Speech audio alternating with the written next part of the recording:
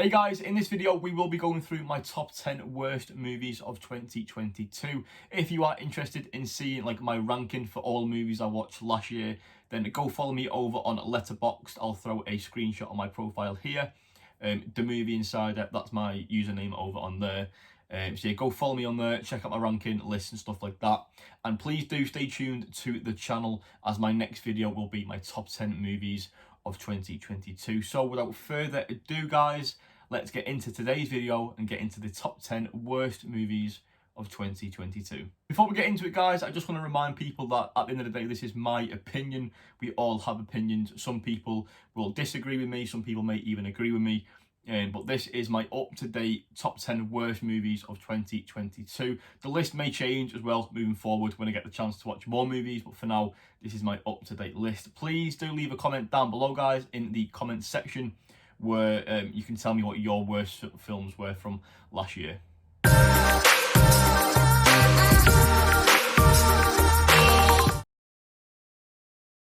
Coming in at number 10 is a Netflix original movie, and that is The Curse of Bridge Hollow. I give this a score of 2.5 stars out of 5, so a 5 out of 10, because it was slap bang in the middle. I had a good time with it. There were certain things that I didn't like, and it unfortunately made this list.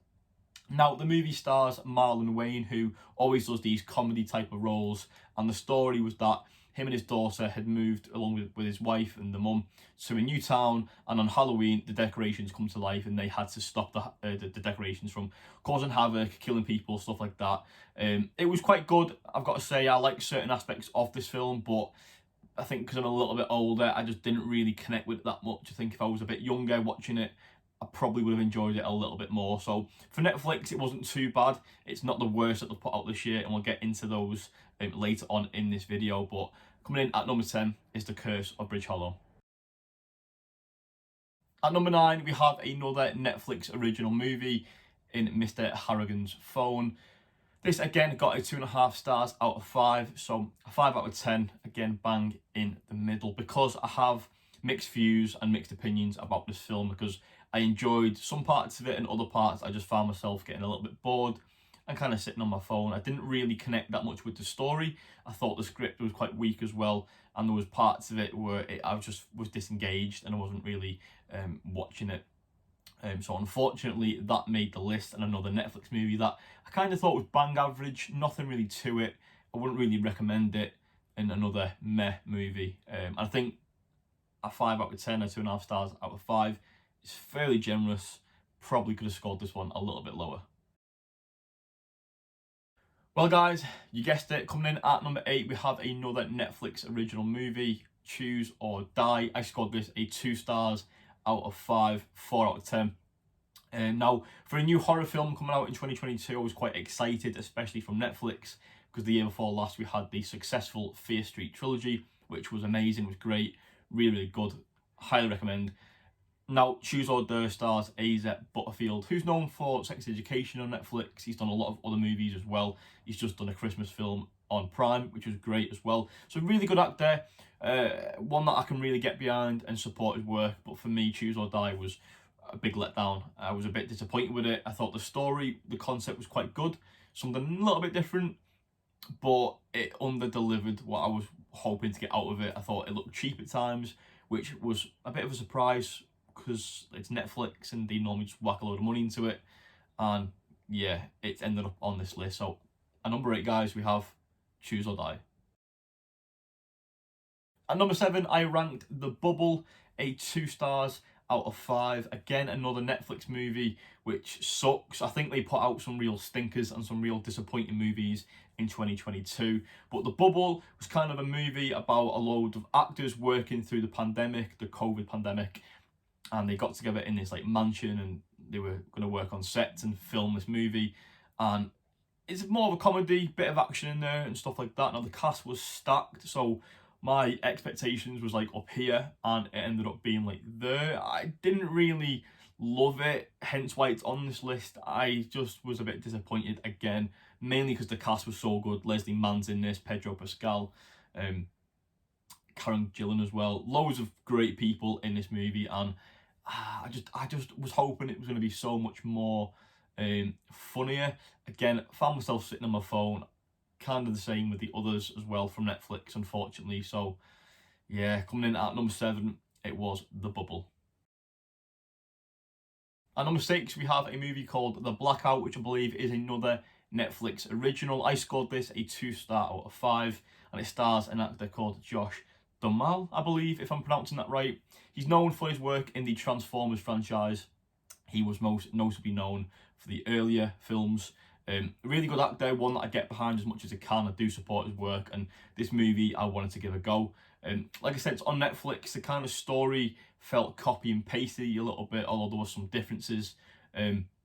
Now, how I can like explain it is that he is like kind of a man, an agent involved in this like cartel, this drug cartel, and he's after this package or something, and he's in this hospital. It's kind of set in one location, and he's just like fighting these people. And for me, it was a very, very weird film. It was disappointing again. The action felt very, very mediocre, bang average. There was nothing really special about it. The movie again looked and felt pretty cheap. I was quite disengaged throughout, like the other movies as well. Hence why it's made this list. I would have loved to have come out and gave this like a 6 out of 10, like a 3-star out of 5. But I just couldn't. I was quite bored, and yeah, it's made the list. So that is The Blackout at number 6. At number 5, we have another Netflix original movie, shock, and that is Slumberland, starring Jason Momoa, who I just want to say is an absolute legend. He's such a great guy. I was lucky enough to meet him at a Comic-Con a few years back. He signed a few things for me. He was awesome.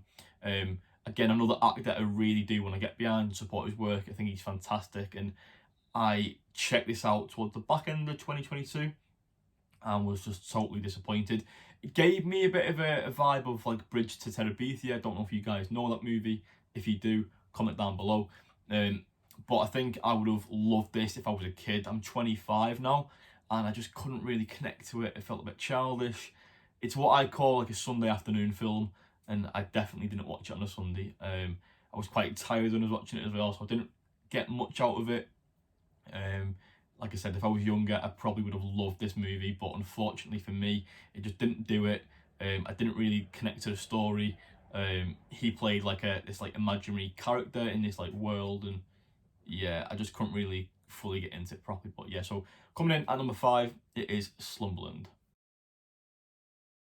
Coming in at number 4, we have Senior Year, which is another Netflix original movie, and it stars Rebel Wilson, who plays a cheerleader who is involved in an accident cheerleading when she was in high school, and she wakes up from a coma years later, and she's very much in that mindset of being younger still. She doesn't really know what's going on. She wants to be a cheerleader still, and for me, this movie sucked. I thought the acting was terrible. I thought the story overall was just stupid. I didn't enjoy it at all. You can tell by my face, I didn't like it. I thought Rebel Wilson's acting was pretty poor in it, and she's normally hilarious. I just didn't get any sort of positive vibes from this film, and it's made this list, and it deserves it. I scored it at 1.5 stars out of 5. So yeah, coming in at number 4 is Senior Year. At number 3, we have a Disney Plus movie called Rosalind. This movie centres around Rosalind, who is the ex-girlfriend of Romeo, and this is set before he falls in love with Juliet. Now, for me, I thought the story was so stupid, so cheesy. I don't fully understand why they've made this movie now. We're all so familiarised with Romeo and Juliet, and nobody really cares or connects to this story. And for me, it was a waste.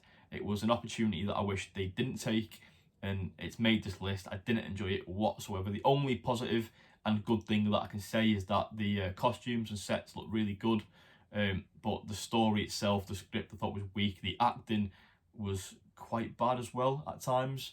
So yeah, at number 3, we have Rosalind. Coming in at number 2 is an Amazon Prime movie called After Ever Happy, which is in the After franchise. Please don't ask me why on earth I'm watching these movies, because they are absolutely awful. I don't get any enjoyment out of them. But once I start something, I tend to try and finish it. Now for me, I just don't like these movies at all. It stars Catherine Langford's sister, Josephine Langford, in the lead female role, who's fantastic.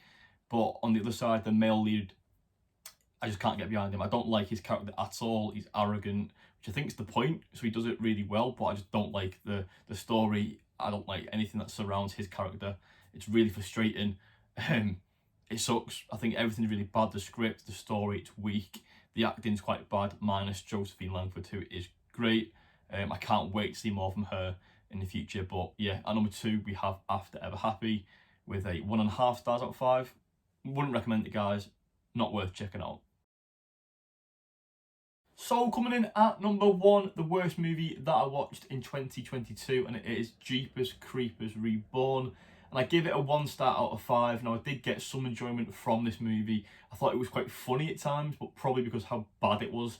The story itself started off quite engaging. I was fully behind it because I've never seen any Jeepers Creepers before. But a colleague of mine said, "Oh, check it out, you might enjoy it." So I thought, "Oh, I'll just start with a new one."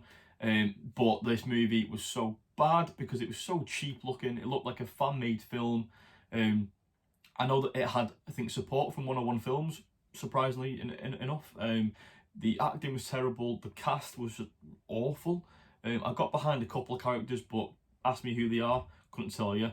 Really couldn't. I thought it was really bad overall. I thought everything looked extremely cheap. It was definitely one of the worst looking movies I've seen ever. It was really, really bad. Would I recommend it?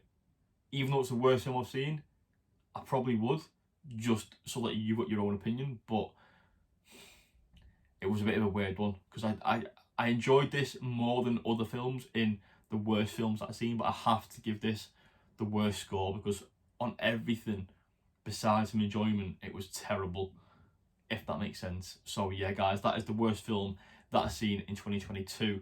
Again, it was Jeepers Creepers Reborn.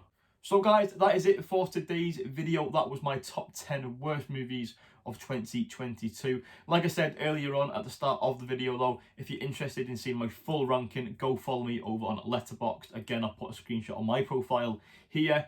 The Movie Insider is my username, so go check me out. And if you haven't checked me out on other platforms, I do have Instagram. Again, I'll leave a link down below. And please subscribe to the channel if you haven't done so already. Again, stay tuned to the channel as the next video coming up will be my top 10 movies of 2022, which I'll definitely go into more detail because it's movies that I want to talk about. This list was something that I was kind of dreading filming, but I thought you guys might be interested, hence why I've done it. So hopefully you enjoyed the video. If you did, leave a like. But for now, that is it, guys, and I'll see you in the next one.